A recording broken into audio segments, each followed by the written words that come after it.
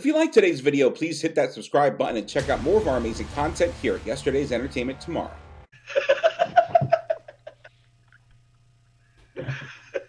Whenever you're ready. I'm ready. Are we good? We're on? Go for it. All right. Hey, welcome to another Yesterday's Entertainment Tomorrow podcast. My name is Ryan McClelland, and I am joined once again by my co-host, New York Nick Guzman.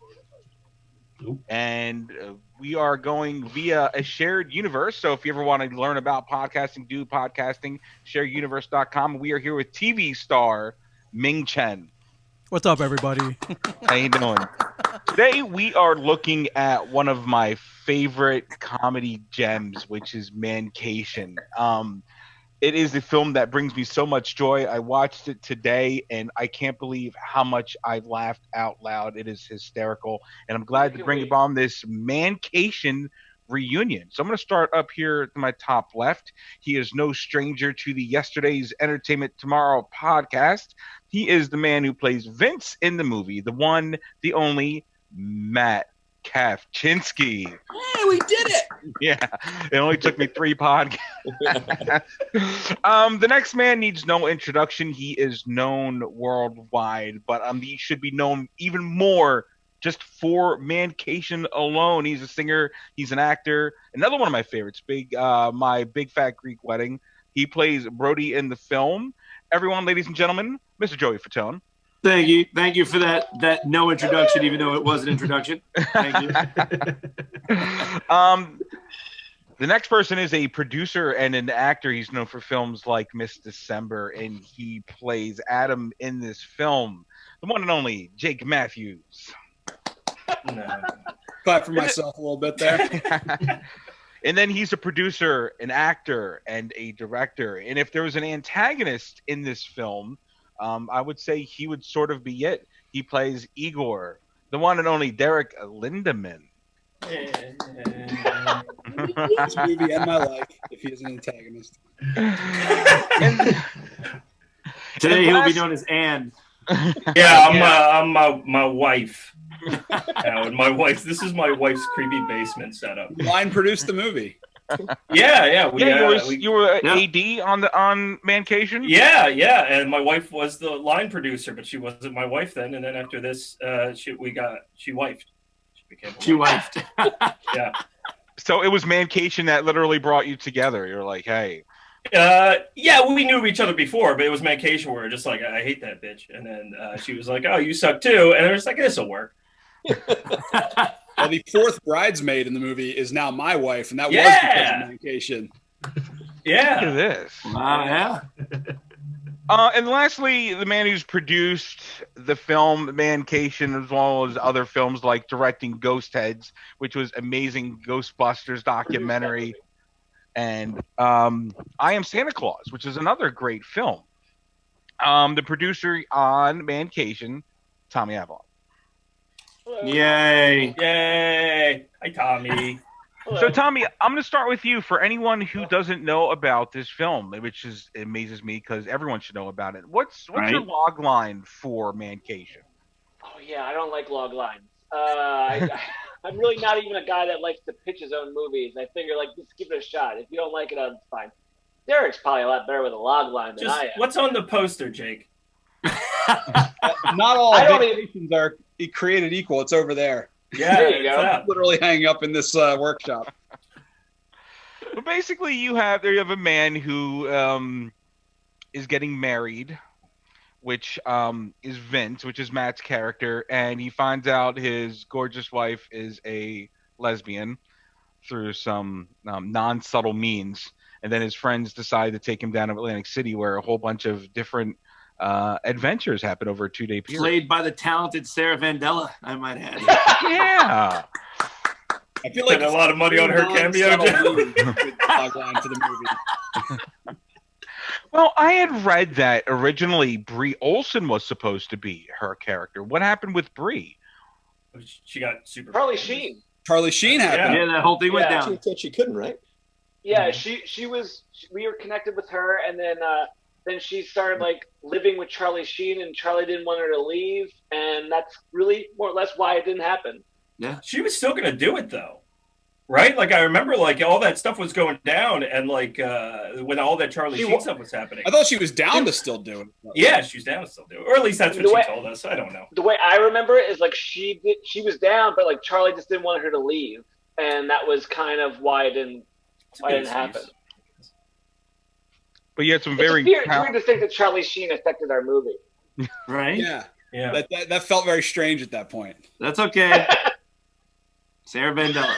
I like Sarah a lot. She's like the only person I kept in contact with after. Aside from you guys who I talk to all the time. Oh, crazy! Really?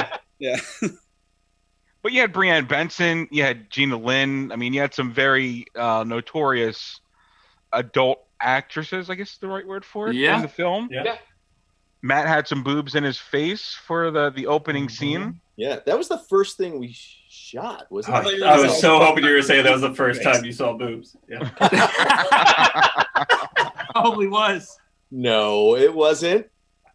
I mean, just to get back to, it's just a dude movie. It's pretty much. Yeah, wasn't that the first shot though? I think it was, wasn't it? That was definitely the first time that we were all together for sure. Yeah. Besides Steve. Yeah. So if you haven't seen the movie, which you absolutely should have, and at this point, after you're done, go to Vudu. It's on Vudu free right now. Oh. It's the R-rated version, but And Tubi. That's how I watched it. Tubi. I only have the German version, the Vince's American Hangover.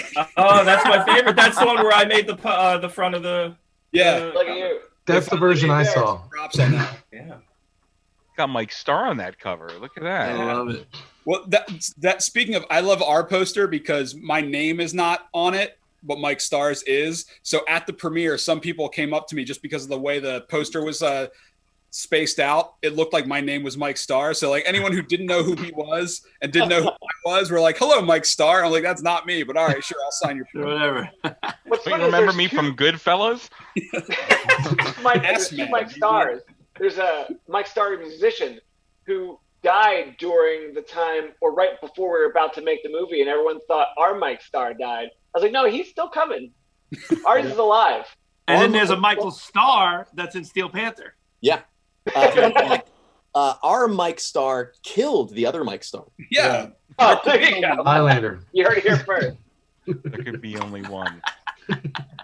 So that's how the movie starts out. It basically starts out in a strip club with Matt getting boobies in his face. Yep. And then it launches into basically Matt's brother coming to town and then going to the wedding. And literally it's like the bachelor party, boobs, flower shop, and then a wedding to a porn star.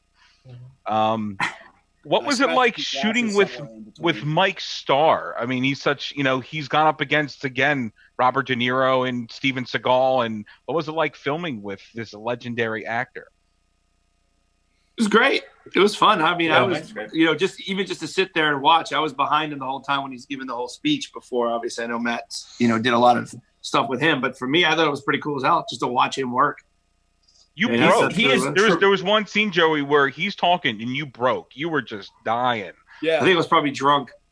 Well, I watched the movie earlier today, and I'm watching it, and I can see in the background, like while he's talking, and like he goes off about just ripping into Vince, and I know there were definitely like shots of just me and Joey just losing it, like while everybody else is supposed to look really uncomfortable, and we're just like loving it, and he's one of the first people I would say that he was just larger than life. Like he's just a big personality, just a huge. He walks in the room, he just gets everybody's attention. He's just a good dude. He's a great actor, really nice guy. Yeah. I took him to Applebee's, and people kept trying to give him hot sauce because of Dumb and Dumber. He's like, I get it. Yeah. Yeah. I rehearsed with him, I think, at like, I don't know if it was like his apartment or if he was staying with a friend, but it was like right over near Warner Brothers in Burbank. And I remember getting there, and it was just, to me, that was like the weirdest day, because I'm just like, oh yeah, I'm gonna go hang out with Mike Starr for a little bit and rehearse this thing that. Also, I'm going to Mike Starr's place. This is insane. Like, I mean, like Dumb and Dumber is one of my favorite movies, and yeah, that was weird for me. Well, how weird was it when you guys came to visit me? When you all came to my place when I was doing Price is Right? That's right. Oh, that was fun. Oh, that wasn't weird at all. Weird for you, probably. Meeting Joey it was one of those things. Whenever you're meeting the actors, from a producer standpoint or anything like that. It's and the actors. You always want to have this sort of real professional but still fun rapport. Within minutes, we're just ripping on Joey. That was out the window. Yeah, it was just out the window. We're just like, It was perfect. yeah, it was great. It was a lot of fun. It really sort of jump started the whole dynamic. Yeah. So like day one was like it was just It was a lot of everything was ready to go. just to get into it. Yeah, 100%. we read a lot. I think that first day that like we met, and I remember leaving, and somebody who I can't. There was a handful of people with us, And said, somebody "Damn, turned- Joey can't remember his freaking lines." Oh no! But when we I remember that. when we met you,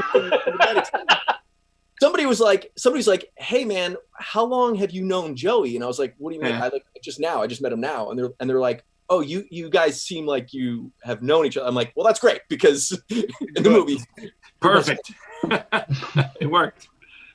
And during that strip club scene, we have Tommy Dreamer in there from ECW WWE fame. So we try to put a professional wrestler in every single one of our movies. And then I worked with him later on in a movie called Army of the Damned. Really? Dreamer again. Yeah, where he I love kicked the Dreamer. living crap Dreamer's out of a me. great He goes into convulsions. I had to hold him down. It's great.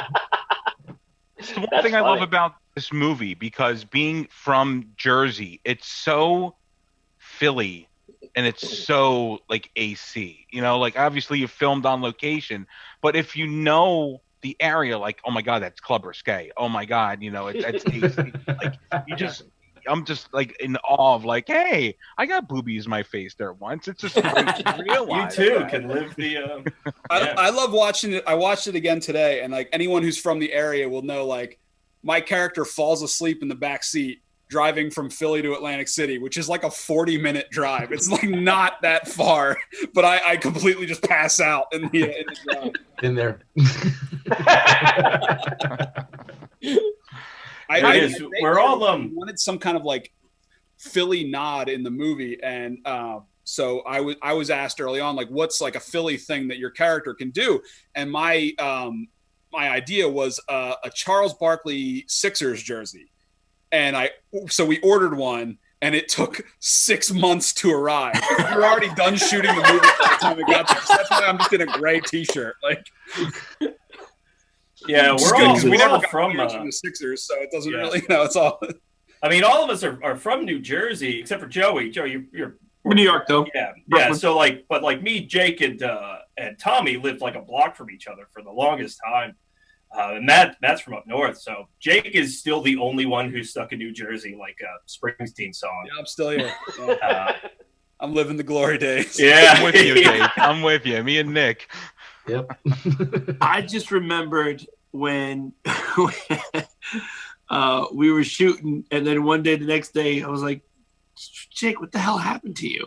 Oh, yeah. yeah, I got. Oh yeah, no, wait. I'm going to stop you right now. Because Jake, you just said in the movie, it was weird that you fell asleep.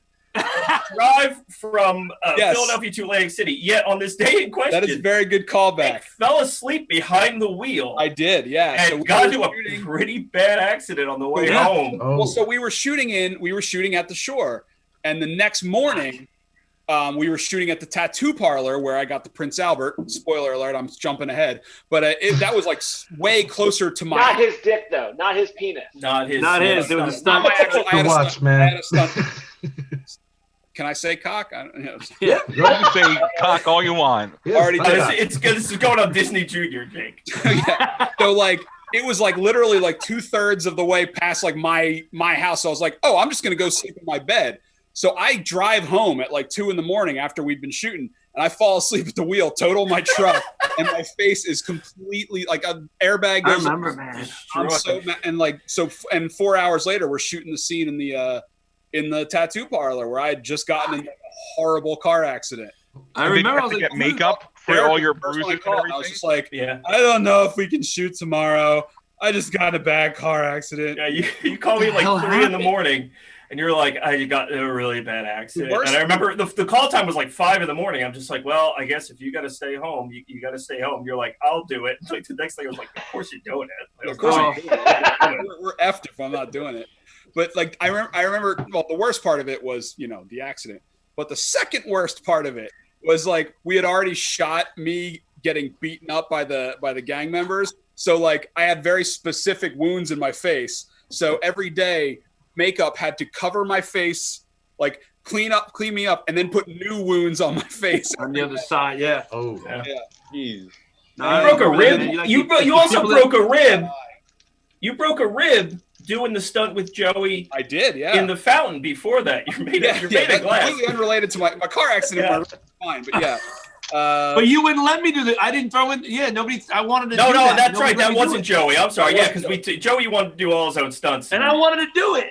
And we said no because we were having bad luck with everybody. It's very obvious that it's a stunt person. It does not. That was the best day because I'm talking to Joey, and Joey's just like, man, I really want to do this fountain stunt, and I'm like, dude, like, because I'm acting in the movie, but I'm also a producer. I'm just like, dude, like SAG will have our ass if we let you do this, and he's like, yeah, I get it. And I'm just like, all right, see you later. He's like, where are you going? I was like, oh, I'm going to go do the stunt. I'm not.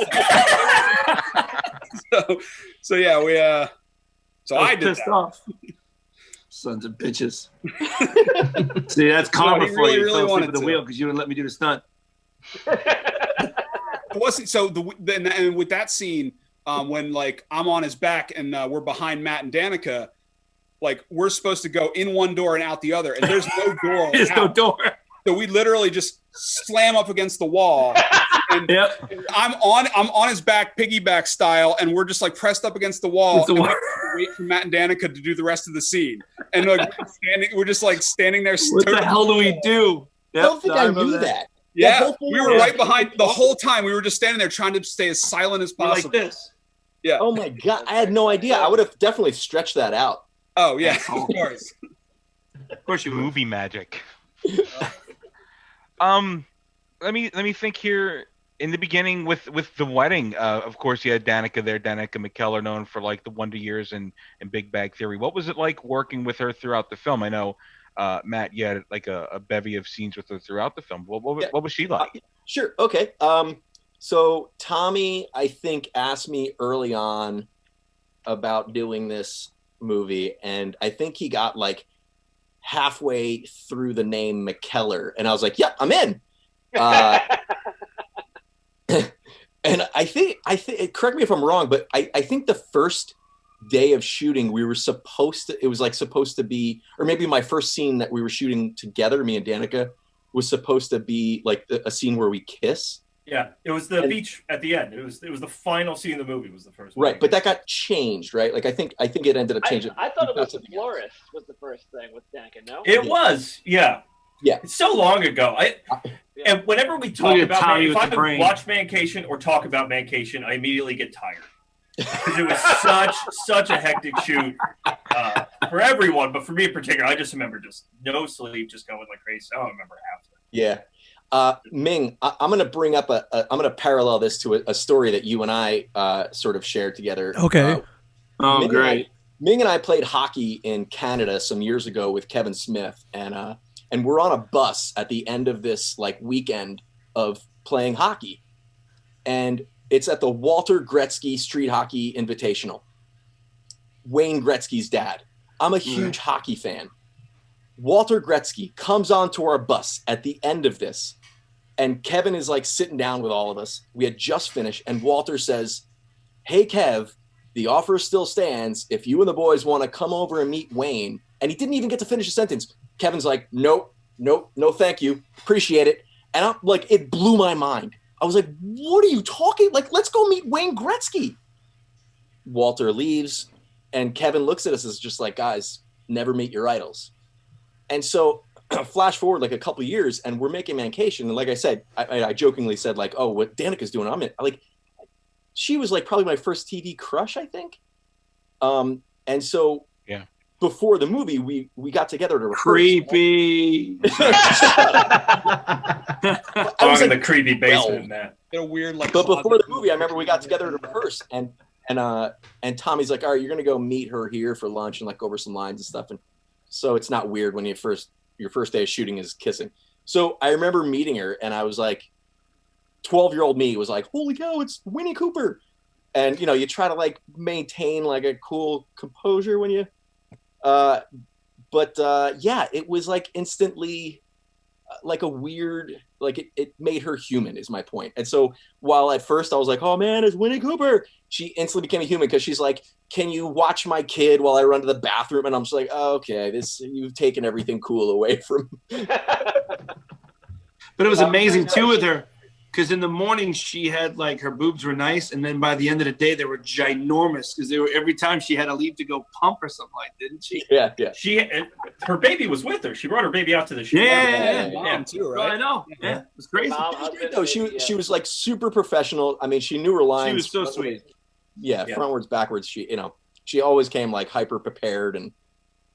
I was just because we were talking about this. I was talking about this with Jake the other day, and after the shoot, Danica and I would text back and forth, and like so after the high of sort of like doing something like this sort of lingers for a couple weeks afterwards, and then so I'm back to work at the print shop or whatever, and just one day Danica texts me and she goes, "I saw this thing. It reminded me of you. Check it out." And I don't know what happened, but I was convinced that her phone got hacked. Because I was like, there's no reason why Winnie Cooper would be texting, trying to get me go to a website that I might like, and I just never wrote her back. Games.com. And I think she was just being nice, but I swore that I was trying to get fished, and so then I ghosted her, and I feel bad about it. Yeah, I went on to work on. I worked on a few other things with her. We did some stuff with like Nerdist podcast stuff. Or Nerdist production stuff. She's cool. We went to her birthday party. I didn't go. I think I was back east. I think. I had to go to a birthday party in L.A. briefly at one point. No, she's sweet. Yeah, we talked to her every once in a while. Yeah. It's awesome. Jake, you had something. What were you going to say? I was just saying, like, I had no scenes with her. Like, the only scene I had with her was the wedding, like with the garter belt. But like the way we shot it, we didn't interact at all. So like it was like a solid week later where like I was kind of like in a room with her and we were talking and she's just like, why's your face all messed up? I'm just like, the movie. She's like, this movie? I was like, yeah, I'm in this movie. Like we had no scenes together. We had no overlap at all. Like, so it was a whirlwind shoot, Jake. Yeah. Don't take it personally. Yeah, this movie for me definitely had a lot of interesting things in it that I was a part of that I never thought I'd ever be in a part of a movie where there was a man with peanut butter all over his body, and that was it. A 70 or 80-year-old lady chasing after me, which was definitely interesting. I forgot about that. There was a few moments in my life that I went, what happened? Why? Tommy, why did I say yes? It's funny because you did all this stuff. You're like running around with a half-naked 80-year-old lady, and then you go back to Atlantic City and do a Wheel of Fortune. You're like, let's spin the wheel. Probably her friends were in the audience, freaking trying to spin the wheel. Yeah. We had, that was like our one day off. We were sitting around at the house that we shot the house party in. Yes. It was Gosh. Oh, let's go visit Joey, I guess, because it was like 20 minutes down the road, and God, at least me, Derek, Matt, I don't know who else came, but we went there, and man, we were just yelling at him the whole time. We were not professional so at much all. fun. It's fantastic. Yeah, that was great. I love that shit. Heckle away. That was close to the end of. You were just. I could tell you're phoning it in, Joey. You just didn't care anymore. The hardest part was because cents. I was working back and forth, so I was working, that, and then I'd come straight to set, or I'd get picked up and drive an hour and a half to 2 hours. So I was just like, my brain was, that whole time was a lot. There was a lot of drinking involved at that time. I know that, to keep things moving for me, because I think I remember it was the wedding. It was before the wedding. It was during the wedding. I think it was where two friends of mine came and visited. And they decided to be an extra in the movie, and decided to bring a bottle of Captain Morgan. So I think I drank a bunch of it. So when we were standing at the wedding, all there, we're ready. You're about to do the whole thing of I do stuff. I think I was hammered. Yeah, there was I remember that day people that were hammered. Did it show? Yeah. Well, for you. I remember at one point during that day we needed you for something, and because I was also a producer, I went to your dressing room to find you, and you weren't there. And then I eventually found you, and I was like, "Oh, I went to your dressing room. You weren't there." And you were like, "Oh, you should have helped yourself to some Captain Morgan." And I was like, "Oh no, I did." Can I point out? I mean, we talked about like the star power of Danica, but like as someone who never listened to any boy band stuff, when Joey came on, I was like, oh, cool, this dude who's I know one song, fun guy. Later became much closer with him. Son of a bitch, one song. But man, like if you never recognize star power from somebody, like, I mean, Joe, that wedding showed it all, because we had like 100 extras and most of them were women. Yeah. I mean, I married one of them. One of Joey's friends, like Joey said, he had a couple of friends come that day to be an extra. And one of his friends was hanging out with us for a while. Like anytime we had downtime, me and Joey and this guy were hanging out, and every one of those women was like, hey, is it cool if can we get a photo? And Joey's very cool about it. Yeah, come on in, come on. And so he'd get together. I would end up taking the photo, and Joey's friend, it's like terrible. It was so funny. You remember this, Joe? Steve. He would just be lingering. So like the two of them would be in the shot, and Joey's friend would he would just like walk by and like stand in the middle of nowhere every shot. He was in every. I mean, that guy was in 100 photos that day of these poor girls who just wanted a picture with Joey Fatone. My boy Steve, what a nut job, love him. Well, I wasn't there, but like after the Wheel of Fortune thing, I think you guys all went to karaoke, you know, and like I remember hearing it from Derek and all those guys. Derek even is one of those kind of guys that likes to be the guy to be the top of the thing. So when he's doing the song and then Joey does the song, like, oh right, he's a professional. Yeah. I That did not remember stop the song Derek we were singing. Oh, No. wait, didn't we pick each other the same song? We were gonna have a karaoke throwdown, and so we put our names, we put the songs, and we were gonna do it a hat, and we both picked Kiss, Prince. So we do the duet. Both wrote the same one for each other. Yeah, equally good. I remember like me and one of you guys holding mics singing like. And we also did We Got Tonight by Bob Seger, and then you sent that to Danica. We were pretty drunk because that was the song that Winnie and Kevin kissed to in the pilot. Yeah. You didn't know that, but I did, and I told you to do that. Good jam. You know your Wonder Years. All right. I know my Seger. You were singing the song. Seger. You idiots at karaoke, as you're meant to be when you do karaoke, and like whatever breakdown, and Joey hadn't like opened his mouth yet to sing, and like we're terrible because that's what karaoke is. Whatever breakdown in the song, it was like a Boyz II Men song or something. Joey just comes in and does that thing that only a seasoned singer can do, like without saying words, just gives that like look and a nod, like I got this next part. Oh, when Joey sings it. Relax. Let's go. I hate to compliment Joey, but when he sings, it's like a wall of sound coming at you. He's not. He's loud than Jake. A little loud. So yeah, it never saw the light of day. But there's a whole end of the movie where I actually sing "I'll Make Love to You." Yep. I serenade Matt and Danica on the beach, and Joey's still there, and so like I'm singing it, and I have one of my gang members, our friend Jo, and Joey starts singing, and like I am a horrible singer. I am just barely getting by here. And all Joey, right, you did great, Jake. And crushing it, and so like I'll screw the lyrics up, and Joey just keeps going, and I'm just like, all right, asshole. Whenever you're done, Jake, you did fantastic. You did fantastic. Don't lie. That's what's in the movie too, because one of the gangbangers ended up in the movie being from Boyz II Men. And so we shot a whole alternate ending where Jake is singing "I'll Make Love to You," but I think we just couldn't afford it when it was couldn't all afford said the and rights done. because I think what didn't American It was just an American wedding, and it was like a Something happened, yeah. Yeah, Oh, so right, the people. price of the song jumped way up. Yeah. Son of a bush. So once this movie leaves the wedding, it is it's so hard. It's just a good collection of vignettes, kind of drawn together, and some crazy situations that happen. You mentioned, Joey, the like you're running from the 80-year-old, and I love that because you're like, I'm out of breath. I need to work out more. What the hell's going on? And there's like a gang fight against ninjas while there's like the controversial let's just talk about all that. Like the Igor character, that just whole ending. I think one of the first things to start it off was when we went into the house. I mean, we go into this person's house where we thought it was, one of the character that Jake was playing, one of his friend's house, but we just broke it into it.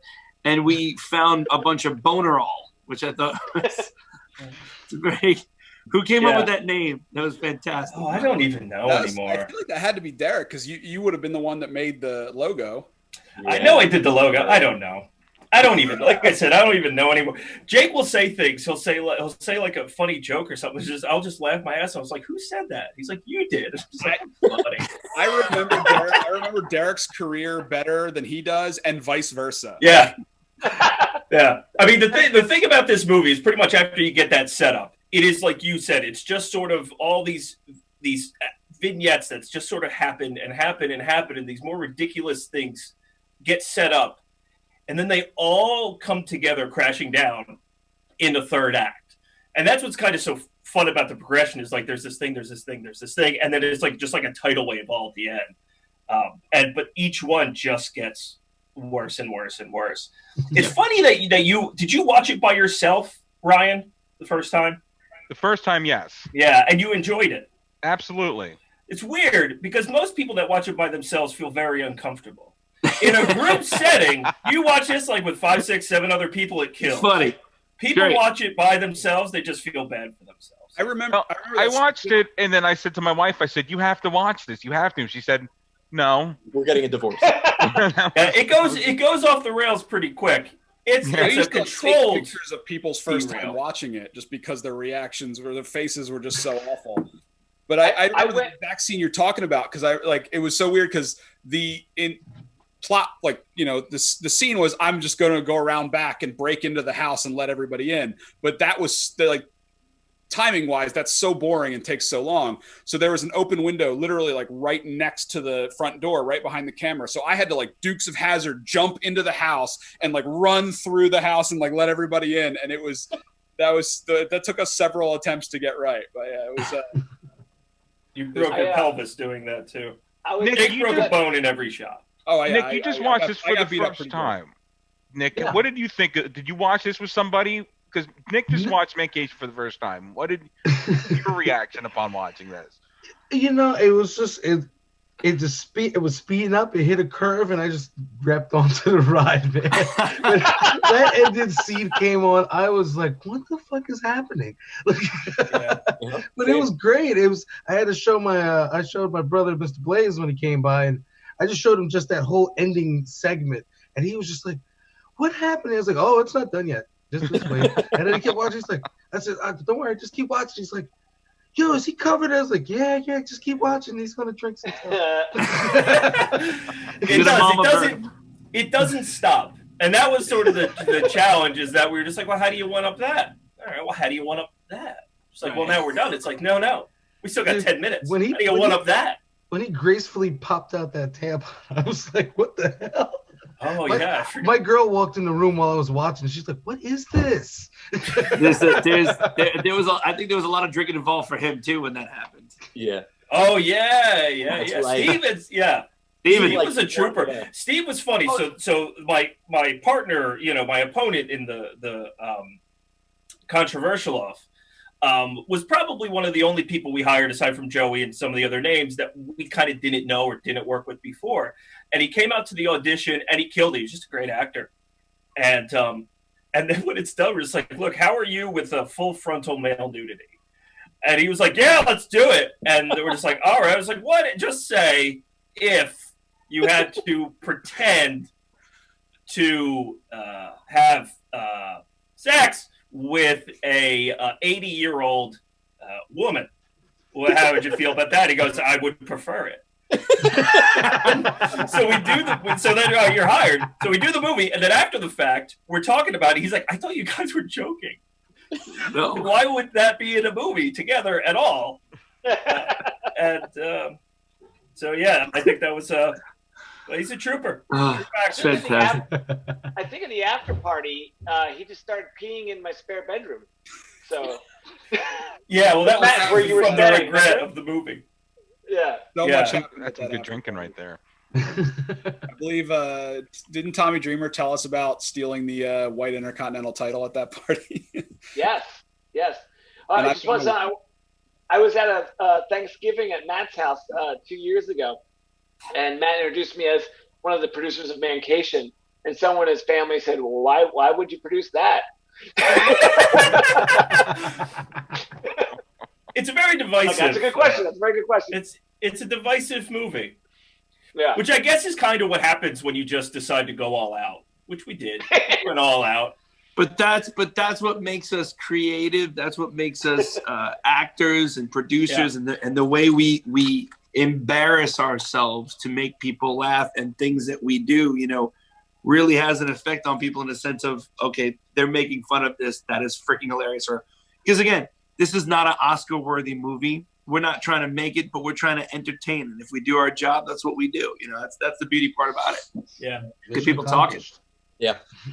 And as, if as I'm going to put peanut butter on my cock, I'm going to put peanut butter on my cock and walk around. Hey, Joey, do you know what the best way to get peanut butter off of your body is? Get the dog? Yeah, you get the dog. That's correct. 10 points for Joey. The shower does nothing. Time. No. It's time and saliva. I remember stumbling upon that in the house that we shot and like rented down the shore. I was checking out the house, and I had not done a ton of shooting myself in it. And I was walking around. It was a huge house with a ton of rooms. And I remember walking in this one bathroom, and it was like it was like somebody was killed in there. It was where they were making the poop, I guess. And so, the poop room. No, that may have been where whoever got washed off of the blood. Yeah, it was everywhere. I mean, it looked like blood and shit, just like, and it was like on every towel. It was like I walked out, I was like, oh my god. Matt, do you remember on the day that we had off? One of the days we had off, they were very rare. You, me, and our what was Jesse on the movie? Tommy, do you remember his official title? Fun guy to be around. Yeah, Jesse, who I was not there, but I heard legend of this. We got so for a movie that we were basically we're sort of forced to drink either alcohol or coffee to keep ourselves going. This whole thing, we had a day off. We were hanging out at the shore house, huge shore house. It was just me, Matt, and Jesse was one of the producers. Mm-hmm. And there was a bunch of chocolate milk left over from that. So to make fake poop, quick recipe. You get a stand mixer, you put some peanut butter in there, some chocolate syrup, you got to thin it with chocolate milk to get it just right. You throw some candy corn in there just if you want some texture. And you whip that thing up. But you got to keep thinning with the chocolate milk. So we had a ton of chocolate milk. And we didn't use it all. And so then we just started drinking the chocolate milk. Me, Matt, and Jesse got so hopped up on chocolate milk that a drop of alcohol was consumed that we destroyed the shore house. We literally destroyed it. We started throwing caramel popcorn in the vents. Jesse almost died that night. I almost took Matt's face off with a chair leg that I threw off the 4th floor balcony onto the boardwalk. And that was one of the most fun nights of my life, actually. It really was, right? You remember that? We had that chocolate milk party? I do, yeah. I do remember that. Yeah, and we did it again the next night. I'm a chocolate milk lover. Yeah, you did. That's right. Yeah. Matt is 12. We all know. Yeah, Matt is 12. Joey, you're like 13. Back off. I'm only and a half. 13 and a half. Who wrote the film? I know Frank Vane directed. Did he co-write the film with somebody? It was Frank's idea, but then I'm the one who fleshed it out and actually physically wrote it. Yeah, but I put a pen name on it because I didn't want my name all over the place. But it was Anne. Yeah, you didn't want Anne wrote it. Anne on it. But yeah, it was really a collaborative effort. It wasn't an original story I had or anything like that. But I was sort of the one up until this point who would handle the bulk of the sort of the polish work and the finishing and the rewriting. So I'm pretty much the one who had the last pass on it. Yeah, I know. I remember there was a loose idea in the beginning, and then it changed so much. My Adam character was originally supposed to actually be in the final controversial off, and then it was we realized, well, no, that's no fun. He's the one who's been a douchebag the whole time. Let's put it on Steve, and so it changed so much in the writing process. Yeah, a lot of the terrible things that happened and the really off the wall stuff was pretty much just a collaborative effort. We were just kicking around. I mean, up until the second we would shoot them, we would just be kicking around how can we do this worse? How can we do this worse? But my main contribution to it was sort of more the heart that sort of came out with the relationships, both between the love interest and also sort of that brotherly, that brotherly kind of dynamic that all the dudes had. which it desperately needs, because without that, it's one step away from a snuff film. I remember feel like friends, though. They really feel like you guys had a really good connection in the film, and it's hard to fake that camaraderie. It really feels like even outside of the film, you guys were having a good time, and it really shows on the screen. I think we were. I mean, that's the definitely. main part about it. I mean, coming from my perspective, even coming an outsider jumping into it, again, they almost all of the cast came over to hang out and meet me when I was doing Price is Right, just to even come by. Oh, okay, cool. I'm like, you guys just came here. I was like, oh shit, all right. It's just the conversation and how we just kind of gotten together in the gel of it. I think again, I still talk to Tommy. I haven't, obviously Derek, I haven't seen that much, but Matt, I see more than sometimes my mother at points. And then, Jake will yell at each other every once in a while. It's pretty interesting that we still all kept friends in some way, shape, or form and still connected with each other. I've worked again with Tommy before. Me and Matt, and Tommy have done some other things on the side as well. So it's been cool that we've still kept each other and still remain friends, and even as workers do it together. Yeah, and I mean, I really haven't kept like that relationship up with any other movies I've done, with the exception of like Derek or Tommy. So I think it's a testament to some of the people. I mean, Joey, you'll I think you quickly make people feel at least like they're close to you. I think you. I hate everybody. Yeah, I know. I know. It's weird. I got that feeling too. I'm just like, oh, this guy seems like a really cool dude. He must like put on a really good show to make it seem like he likes us, and then he hates everyone. And he genuinely liked us, which I guess I don't know what that says about him, because we're not great people. No, just I mean, I like, kidding aside, you're instantly relatable, and I think that helps, especially. As an outsider, it helps everyone else feel instantly at ease and connected. And when you're shooting things, when you're shooting long days on a smaller budget and you've got to produce that sort of stuff, it only helps when you have people like that involved. Yeah, especially when you're freezing your ass off on a boardwalk trying to get some lines out. Oh my God! You gotta muscle through it. Worst. That was the worst night we had. It's cheaper to make movies on the shore in the winter. That's why. Yeah. Joey and I sat in the car like this. Okay, first of all, you assholes were in the house 90% of the time. I was out there fighting stuntmen. So go fuck yourselves. But Yo, you know what I'm talking too. about. We had to make it look like it was summer, and we're like this, and we go, just tell us when you're like, it was so cold. Yell action, and we run out there with our coats on and stand on the boardwalk, and he's like, all right, you ready? And we're like, go. We're like, all right, pull it off, action. And I'm like, don't you fuck these lines up. Good luck, dude. I feel like that. So I was watching it again, and I remember, like, I feel like that one scene on the boardwalk, just from a filmmaking perspective, changed my character significantly, because we shot your inside scenes without your shirt on. You ditched your shirt, and so we needed a reason why you lost your shirt. So so we have Steve tell you out on the boardwalk, lose the shirt, you look terrible. And so I have to be like, oh, you bunch of savages. Like, and I pick it up and put it on a hanger, and I'm just like, suddenly it changes my character fundamentally, but for the better. So Right.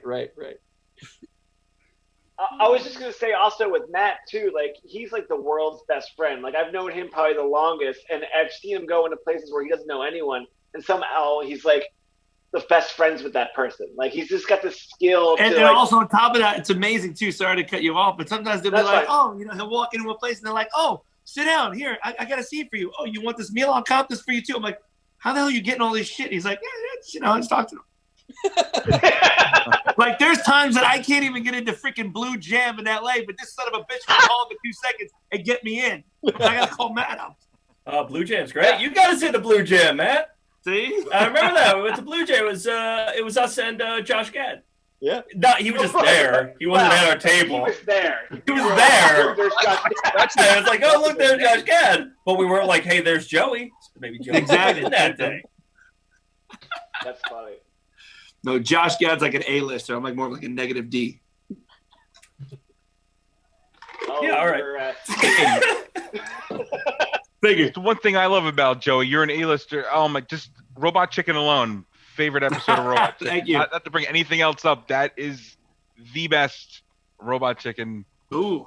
Thank you. Ooh, speaking of which, I was just I keep talking amongst yourselves. I'm gonna grab some. Bye, Joe. Speaking of which, I have to pee. Now that he's gone, we could talk about him.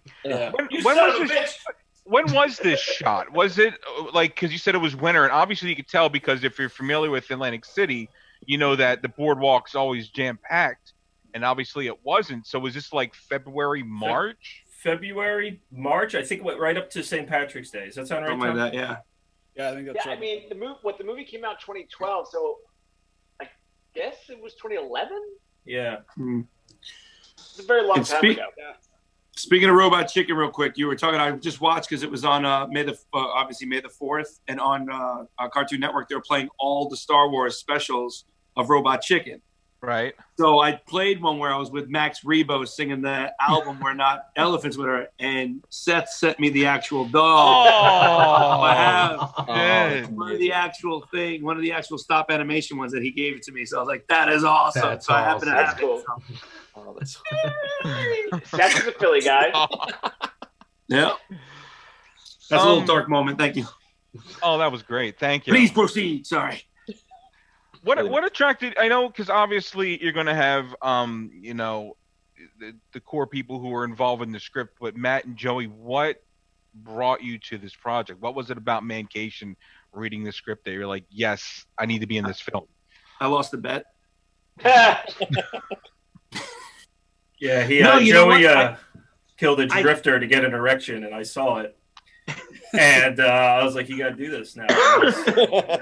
Statute of limitations have passed, though, so I can say it. You know what? Honestly, I thought the writing was really funny. I thought just the storyline itself, I knew it was out there, and I like stuff like that. I like different things that will challenge me to go differently in left field. And I love those kind of challenges, and I love those kind of things. And that was as close as I got to being in a real, as far as dirty comedy per se. You know what I mean? And it was just fun. I just thought it was entertaining. I just thought that, like I said, the script, I think it was just fun. And that's kind of seriously what sold me on it. Great timing too, mind you. We were right there. I was shooting very close, doing Price is Right. And that's where it happened to kind of coincide, because Tommy called me up, and somebody called me up through Tommy. And I'm like, who the fuck is Tommy Avallone? Who's this guy? So we figured out, we had conversations. It was through somebody else though too. Well, I mean, we kind of had a mutual friend. Yeah. I had known Rich Cronin too. So there was always a boy band sort of situation. So it just happened that way. And then he called me up. Like I said, I thought it was great. He's like, really? You want to do it? I'm like, yeah, I think it's great. Let's do it. So. Well, you had an idea. You wanted to try to do before us, almost like a reality show Mancation sort of situation, wasn't that? Yep, there was a thing where I did this thing where it was like a baseball trip with my dad and my manager's dad, and we had 13 guys on a tour bus, and we got basically just plastered and just did stupid shit. And that was the kind of an idea of calling that Mancation, and it kind of stemmed off of partying and having a good time and having that kind of bachelor feel. So that's why that kind of a party atmosphere kind of thing. And we call it Mancation, which is funny. Couldn't get the rights though. You guys had it. Yeah. Sorry. Well, I think MTV was doing something once. It was Mancation Weekend. It was on the lower thirds and all that stuff, and oh look, we're why is Mancation trending? I was like, oh, it's not us. No. Damn them. Oh man, somebody. I assume it had to have been Sarah Vandella. A friend of mine was at a nearby strip club, and she was just like, oh, they're having Mancation night here. And I guess they were playing the movie, and they were feature dancing at the strip club, and I tried so hard to get there, and I couldn't make it there, but I was so stoked about that. Oh, that's great. Yeah, Jake wanted to do a set. He wanted to leave with a couple dollars. I would have totally done it. Yeah, I was so down. I'd be the guy at the strip club watching the movie and not watching the strippers. Right? I know, that was why I was like, does anybody seem like they like it? And they're like, no, they're watching boobs. Can't compete. Yeah, a lot of the other female nudity in the movie was because of my friend John Dean, whose penis was the penis that was pierced in the movie. And he took great. That's a real one. Yeah, he took great pride in showing Joey his penis. Yeah, many times. No one ever for a second assumed it was mine. They all just assumed it was a fake rubber dick. No, it just wasn't. No, it was real. It's real. It's real. And fun fact, supposedly the most painful part is not the piercing; it's the disinfecting with the Q-tip in the pee Which hole. in the movie I saw that backwards. Yeah, it hurts me just thinking about. If I recall, too, there was a couple of girls that were like in the background at the strip club that wasn't the greatest, but didn't they get someone that was his friend that was like a hairdresser? Yeah, absolutely true. Right? Yeah. That's what she got like a. Why do I remember this shit? How am I? Why do I remember this? Can't remember your lines, but you remember that. Exactly. Well, she had her boobs out. Of course, I remember that. Sure. Well, what's interesting about John, the fake the stunt penis, he has my face tattooed on his leg near his penis, and he does porn, and he did a scene with Gina Lynn, who's also in the movie. And when I saw her, I was like, "Hey, do I look familiar at all?" You know, because like my face is so close to the penis area, and she did not think I looked familiar and didn't appreciate the joke either. You may know me from my friend's leg. You may know me from a blowjay. It's funny though. His girlfriends would always look at me weird the first time they saw me. They'd be like, "You look so familiar." Yeah, that's because because his leg was getting slammed up against the whole time. I was not. I mean, if it came down to it and we absolutely had to, I might have considered actually doing the scene, but I was not down to do the scene at all. But if you would have never done it. If we shot it in a way where you could have seen the tattoo of Tommy's face, I would then have considered getting the tattoo of Tommy's face on the outside, because then I got to keep up appearances at that point. Yeah, right. That's funny. But that's the thing. Like everybody's like, "Oh, you had a porn performer's stunt penis," and I'm just like, "Yeah, great, awesome. I'm going to disappoint any woman who sees this movie." Guys, let's do this again every week. All right, good man. I missed you next guys. week. This was fun, man. Oh, it's always nice catching up with all the fellas. Where are you at now, Joe? Are you out in California? I'm in Orlando right now. I'm in Florida. Oh, okay. You're just hanging out. You're just riding it out. Just riding it out. My kids live here, obviously, so I bounce back and forth. My girl lives in LA, so I'm usually there, but I've been kind of hunkering down here. So it's been good though. So far, so good. Yeah. Nice weather. Ming, how much time do we have? All right, take a few more minutes. This is awesome. Okay. Hey, Take thanks, a couple Ming. more. All right. Well, I would love to go Ming gave us around. permission. And there's so much. Again, there's so many great scenes. I would love to hear what your favorite scene from the movie is. Like completed scene? Or Yeah, let's like I love this scene because maybe I wasn't in it, but I love what was done, or I was in it and I loved having fake shit all over my face, and that was fun. That controversial was very, very fun. As terrible as it sounds, the thing that bothers me the most is that we had vomit machines set up, so that I just wanted just the spray of vomit coming out of every person in the place, but we just couldn't get the vomit machines to work right, and that's what haunts me. It keeps me up at night. Well, you know what's crazy about special effects is in the entire history of movies, so many other practical effects, gunshots, stab wounds, decapitation. They've advanced special effects technology so far. Puke they've done nothing about. There's just no advances in puke technology. You just got to get a pipe and like a bagpipe full of oatmeal, and you got to squeeze it out, and you got to make it look like it's going just right. Just right. Yeah, it's not forceful too. But definitely the controversial I thought was just a ton of fun to shoot, just because you just knew what it was going to be. It was just all practical effects. Right. And yeah, it was just really just a fun place to be on Earth at the time. I think for me it was the wedding because everybody was there. I think that was the cool point of it. Like everybody was, all of us were there, and then even like people that were there were like family members and stuff like that. So it was kind of cool that everybody was there, and I think it was that was a fun day because I didn't have any lines. That was definitely the biggest shoot. Most extras, most amount of star power in the one place. That was a rough day for me as AD. Just try to keep everybody on schedule, keep it all moving on time. And then after the fact, I realized everyone was drunk. and I was the only one that was working. Yep. Yeah, I'm with Joey. I love that, and I mean, admittedly, it's much easier being an actor in those moments. If you've ever produced anything like Derek said, like it's a nightmare logistically. You're like, I have so many people here. We're trying to keep, but on our end, it's like, oh, I got a couple of lines, and like, meanwhile, I'm just hanging out. Right. Yeah, wedding was a lot of fun. But I mean, I know we did a lot of promo shoots the same day. Oh, so, that's like right. I know, like right. I remember, like I had to like change into my like jeans and t-shirt and like go shoot the poster shots, and like actually I remember slinging Tommy's wife Alicia over my shoulder, and like we so many things that like we didn't use in the poster. But so that was still a busy day, but it was a very fun day for sure. Yeah. Although I did like watching him get thrown out the window. That was fun. That was Oh yeah. that was the very last thing we Yep. shot until Oh, that's right. Yeah, just that in was it. case me and Steve broke bones. That was the martini shot. And that was Chris built those doors actually. Jay. Yeah. So currently, after this, the Mancation had a really interesting turning point in kind of mine and Jake's life in particular, because Jake met his wife. Not met his wife, but Jake started dating his wife. I started dating my wife after this. And when we came back to work, me and Jake worked together at the same print shop. We're just like, look, we got to get on. We got to grow up. So we wound up buying that print shop, which went out of business 2 months later. We're not good.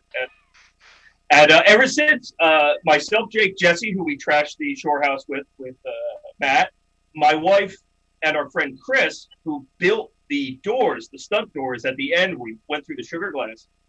We actually all kept working together afterwards. We actually now own a couple of escape rooms in South Jersey where we build stuff like that and just have people go in and mess around. Jake and I tend to do a lot of the creative. So we're still doing that sort of entertainment thing, and a lot of the practical effects that were made on Mancation kind of like sort of segued into what we're currently doing. It's weird to think that so much came out of it.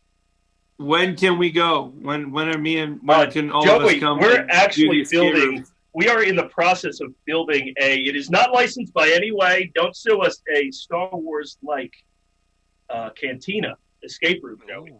Nice. And we got plans for you, like Joey, in the that. future, because we really want to do an Oval Office room, but we got to find a president that's a joke so that we can try to avoid as many political jokes as possible. So one day, Joey, you will get a call about being President Joey Fatone. You let me know. I'm down. Yeah. All right. Sounds good. Where are these escape rooms? Are they in Jersey? Yeah, we got one in Glassboro, right near Rowan University. We have one in Collingswood. It's right outside the Walt Whitman Bridge. That's awesome. Philadelphia. Nick, we gotta. That's an episode right there. Yo, I'm down. Oh, come on by. Yeah. Oh yeah. There are no Mancation themed escape rooms, though, unfortunately. Yeah. But Sausage and Meatballs guy does show up in one of our rooms. Sausage and meatballs. Sausage and meatballs. So it is on any set. You're always going to have these jokes that come out, and the one that really dominated was I played this creepy uncle who would always point out that he brought his own sausage and meatballs, Meatballs. and then I barely touched it like this, and I would just try to see as close as and I would always point out that I brought my own sausage and meatballs. That was the best part, because when we crashed The Price is Right, like Joey kept doing the sausage and meatballs bit on stage, and so like 90%, 99% of the audience had no idea what he was talking about, and we are falling out of our chairs laughing. But yeah, so much of the stuff that came from Mancation lives on in our current business. Just as That's awesome. Yeah. Great. As That it is should. fantastic. Yeah, as it should. I think I Tommy. still have that damn purple shirt somewhere. Well, it's funny. You say I that thought John I'm took shooting that. from my parents' house because my wife's on the radio, currently on the radio. So I came down to my parents' house to shoot this, and I found my Nice. coloring up, baby. Coloring it up. Because I literally lived here when we shot the movies. All my friends are still here. You still have the shirt there too somewhere? I'm flying sure there's a around? gray T-shirt around here somewhere. That'd be a belly shirt on you by now, right, Jake? Oh, it definitely doesn't fit now. I tried to squeeze into the Igor outfit maybe How'd a that couple go? years ago. You probably look like the Incredible Hulk. Yeah, it was like I was wearing like a smock. Yeah, it was just like to here. It was like a dickie. It's not good. Tommy, what's your favorite thing from the film? your favorite moment in it? I mean, it sounds. I did like the reception because it was great seeing everyone. But like, we had been making really small movies with small amounts of people, and the amount of crew we had. Like the Marion at Cinnaminson, they gave us like food for all that people, and like 2 big red cameras. The news was there covering it. Danica was there. Joey was there. Mike Starr was there. Mm-hmm. Philly legend, the Geeter with the heater. Jerry Blavat was there. You know, it was like all these sort of things, and like it was just a lot of fun. We're like, is this a real movie? Like that was to me, and I was in a suit, you know, like it was a lot of fun doing that one. I think that was when I was like, I had the most fun doing it. Yeah. Oh, and then the first time we shot with Danica, she got out of the car and someone's like, "Oh my God, that's Winnie Cooper." And I thought that was very funny too. That was me. Yeah. And also too, like, you know, working with, like, I was a fan of Matt before I was a friend of Matt. Like, you know, I watched Big Helium Dog and just loved that movie to death. You know, and we would put him in, like, he was in the movie Community College and Miss December. There's this movie that we never put out called Booted, and like all these sort of things. And this was like the time where we got to work with Matt like almost every day, you know? So that was great too, because it's like, you know, he was staying with us and it was like you get to hang out with a friend that you don't normally see all the time. So I mean, all that sort of stuff was a lot of fun. I still have yet to see Miss December, even though it stars our friend Jensen Jacobs. I haven't seen it. Oh, you know Jensen? Yeah, we know Jensen. Yeah. Yeah, she's incredible. She's incredible in that movie. Does a really, really good job. We should talk. I'd love to talk some Miss December later. Maybe another. Yeah, whatever. I'm not doing anything. I'm in that too. I'll do this None of us are. Let's bring Matt and Joey back anyway. Who cares? I'll talk about freaking November, December, January. I'll talk about whatever the hell you want to talk about. Ming, what's the time look? Good. You got more questions? Where do babies come from? Yeah, exactly. Oh, Matt's got a baby. Tommy just had a baby, right, Tom? I got one on the way. Yeah, yeah. Congratulations, Tom. I didn't text you. I don't think you know what I'm. Congrats. Happy. Yeah. Thanks, man. It's a small. What happens when you leave? Yeah. What are the big differences between the R-rated version and the NC-17 version? Is just the stunt penis, or is there anything else that was cut out as well? That and boobies, maybe? Yeah, I remember we cut a lot of stuff for the R ourselves, just because we knew it wouldn't make the cut. But I do remember one thing in particular I thought was hilarious that the ratings board came back with was that there's the scene when Matt walks in on his wife making a batch of sweet love to her girlfriend, and it pans back, and there was a I guess a doggy style position happening with a phallus, and the ratings board came back and said the way that the girl's back is arched is too sexy. You got to cut that shot short. It wasn't that there was that she was getting slammed behind. Yeah, from behind. It was that the arch of her back was just too sexy. I mean, it was very, very. And I remember that was one of the things that came out from the NC-17 to make it an R. I was like, that was the problem. Isn't that funny? And who knew? For the DVD commentary, didn't you have all your moms watch the movie? We did. We made a momentary. Yeah. Yeah, it just never. I don't know why. There's so much stuff. Like when you're completing the movie, you have so much content, and so much of it gets lost in the cracks. But one of the things we did was we didn't do a filmmaker's commentary, but we did get Jake, your mom, my mom, Steve's mom, mom. By this point, That's awesome. I think I was engaged to my wife by the time this came up. So my future mother-in-law in your wife's house. So yeah. And who else? Tommy, was it your mom? Oh God, no, never. Yeah, so we basically just subjected our mothers to this movie, right? And got their horrifying reactions, and it was fun. They enjoyed it because they just saw their babies just having fun. It was like they're just so used to us at this point, they didn't really care. I remember that the point was what we wanted to do is we wanted to get the moms a little tipsy, just to let the inhibitions down so that they could sort of say what they wanted. Right. And I remember we had mimosas. We had a really nice spread.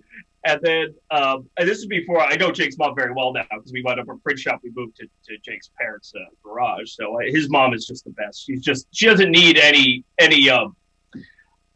sort of motivation to just say what she thinks and just be a good time. But I remember she came that day, and I was like, "Oh, let me start pouring drinks for everybody." Jake's like, "Well, my mom doesn't drink alcohol," and I go, "Well, then how is this supposed to work? We don't have any non-alcoholic option." And he goes, "Like what? Like you want her to give blood? I don't know. Like she can drink water." I'm just like, "Oh, we do have that. We do have that." Yes. Yeah, that's right. We never did a proper commentary. We did the momentary. No. The J-Cam was there J-Cam on this DVD? There's J-Cam on the DVD. I remember I used at this point in our lives, I carried a flip cam 24. I still have the flip cam, but phones are better than it now. But I used to carry the flip cam around. I shot a lot of behind the scenes, and it was And we had the real Boner All commercials. That's right. We made Oh my god, commercials. Yeah, That's on the DVD too? Mm-hmm. I think Maybe it only made it to the bunch. German cut. It's hard to say. Maybe that's only on Vince's American. Let's find out. Is that the Shiza cut? Is that what that's called over there? Well, it says behind the scenes featurette, deleted scenes, outtakes, commercials, trailer, and then some word I don't know. It's in English. Gallery. Tommy's just not that great at reading. He's already bored with the back of the DVD. Yeah. What kind of release did Mancation have? I think Lionsgate picked it up.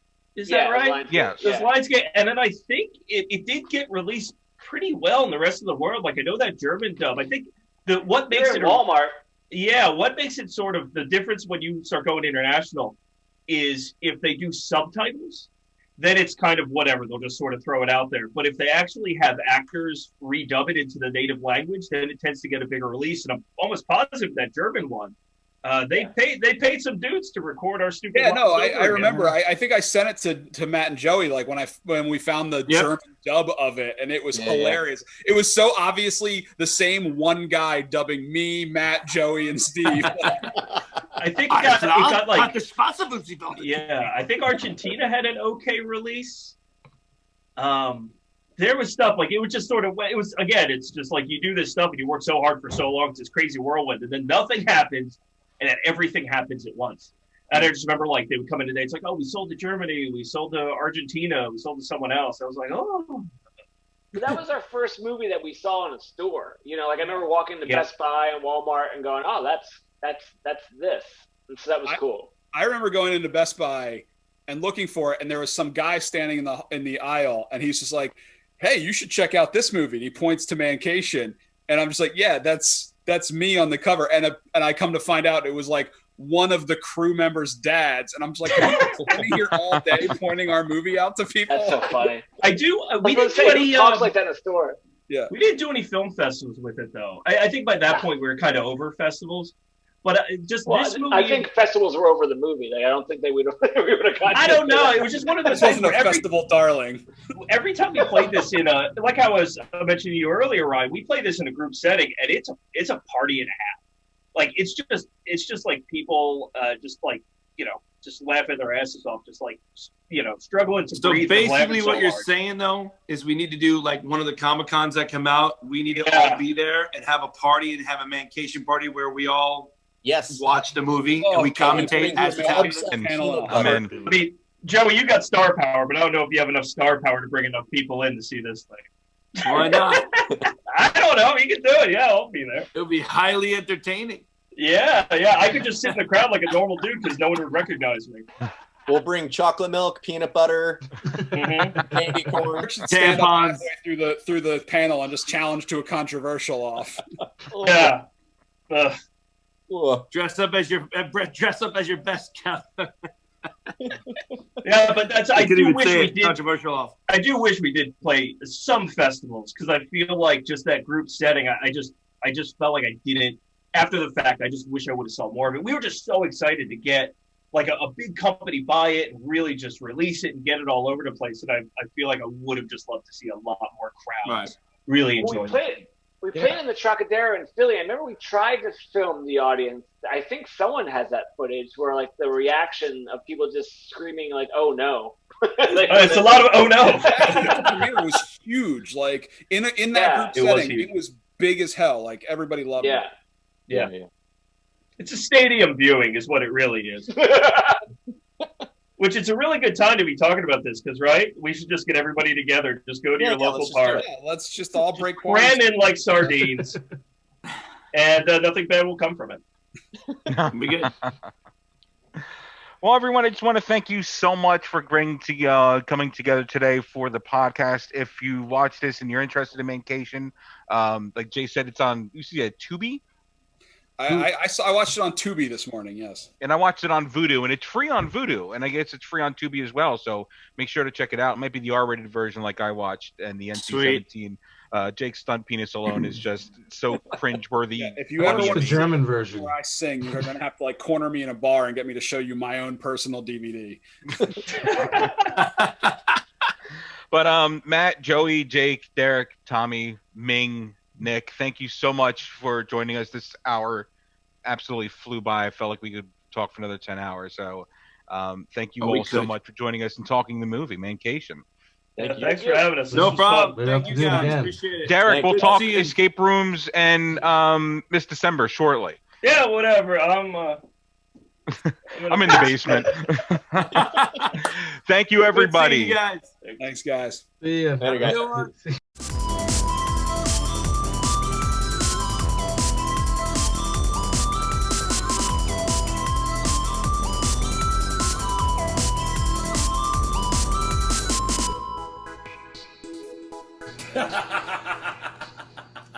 Wow, that guy's stupid.